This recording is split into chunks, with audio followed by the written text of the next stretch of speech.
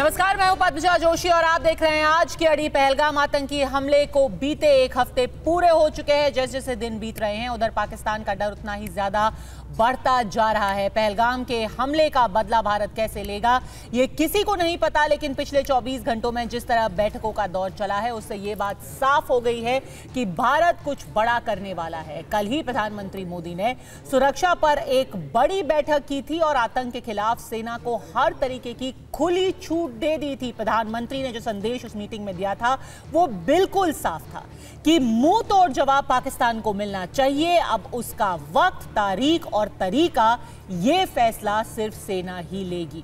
आज फिर 4 बड़ी बैठक प्रधानमंत्री की अध्यक्षता में हुई। Cabinet committee on security, CCPA यानी कि cabinet committee on political affairs, cabinet committee on economic affairs, इन सब की बैठक हुई और अंत में पूरी कैबिनेट की बैठक भी प्रधानमंत्री ने ली। इधर कुछ ऐसे एक्शन भारत में हुए जिसने पाकिस्तान को डरा दिया है। NSAB यानी कि नेशनल सिक्योरिटी एडवाइजरी बोर्ड का पुनर्गठन किया गया। पूर्व प्रमुख आलोक जोशी को इसका अध्यक्ष बनाया गया है।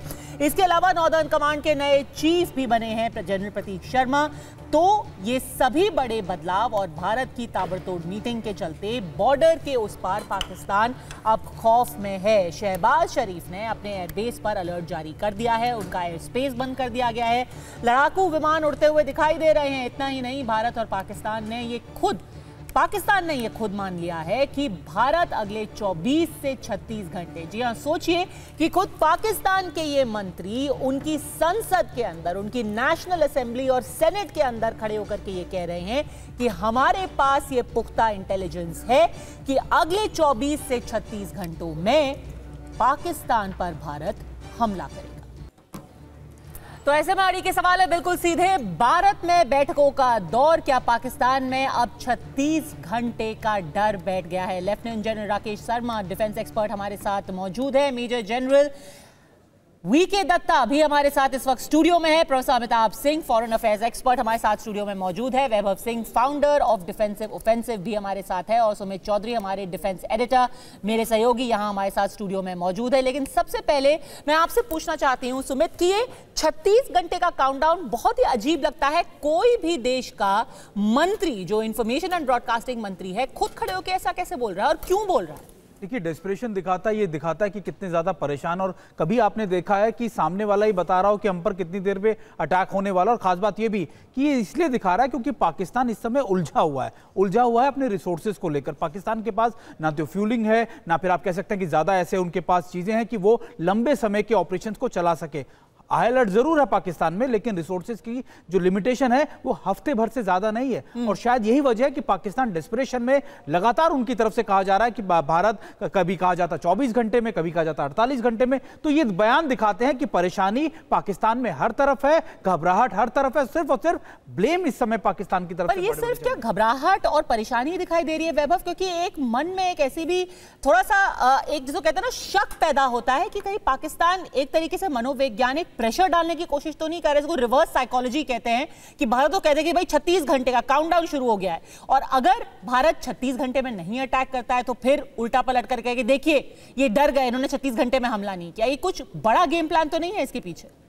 ये पाकिस्तान इस परिस्थिति में नहीं कि कोई बड़ा गेम प्लान खेल सके। एक एब्सेंस ऑफ लीडरशिप जो है, जैसा हमने आपके पिछले प्रोग्राम में भी डिस्कस किया था कि जनरल आसिम मुनीर जो है वो गायब हैं, वो आपको कहीं नहीं दिखाई देते। अगर आप भारतीय सेना प्रमुखों को देखें तो प्रधानमंत्री के साथ मिल भी रहे हैं, वो सीमा पे भी जा रहे हैं, वो कश्मीर का भी दौरा कर रहे हैं, वो जनता को दिखाई दे रहे हैं, अपने ट्रूप्स के साथ उनको मोटिवेट कर रहे हैं और हर जगह जाते आते दिखाई दे रहे हैं। लेकिन जनरल आसिम मुनीर अपने न्यूक्लियर बंकर में जो GHQ रावलपिंडी में है उसमें एक हफ्ते से छुप के बैठे हुए हैं और वो बाहर नहीं निकल रहे हैं।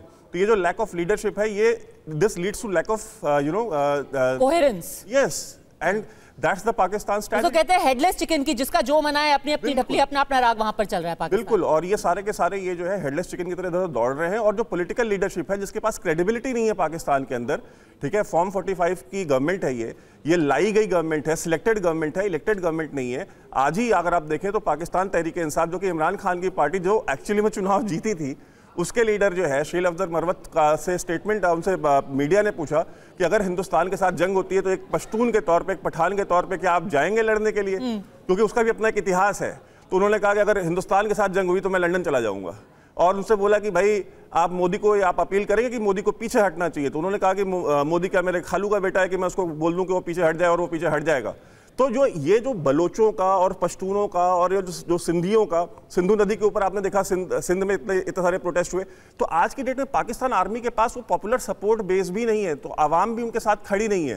तो जो ये लीडरशिप है, ये शाह से ज्यादा शाह की वफादार होने का ये एक सबूत देने के लिए वो आगे बढ़ बढ़ करके बयान दे रहे हैं कि जी मोदी ये हमला कर सकता है, मोदी तब हमला कर सकता है। पूरी जो कौम है वो फौज के साथ खड़ी, पूरी कौम नहीं खड़ी।